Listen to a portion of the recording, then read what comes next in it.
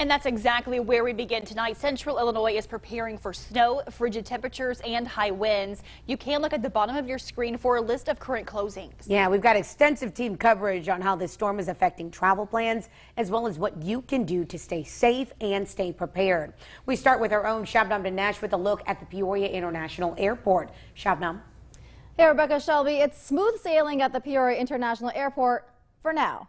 No delays or cancellations. Passengers I spoke with say they are happy they're getting out of town before the storm hits. The thing that really concerns me is the blowing and drifting of whatever does fall. Snow is expected to start falling Thursday morning in Peoria with bitter cold and wind gusts up to 50 miles per hour. Peoria International Airport Director Gene Olson says they have been preparing since October. So now we're kind of like, you know, that racehorse at the starting line. We're kind of itching and ready to go. Olson says the snow is not a big deal, but 30 to 55 mile per hour wind gusts will be. The wind by itself is enough to cancel a flight if it's blowing out of the wrong direction.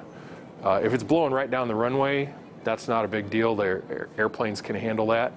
If it's blowing across the runway and you've got those big of a gusts, then that's a bigger issue.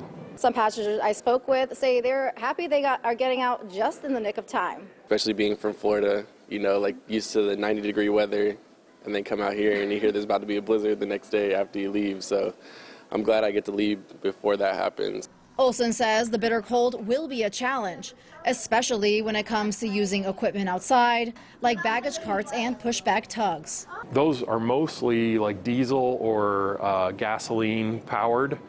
Some of them are electric, but the cold wreaks havoc on all of that.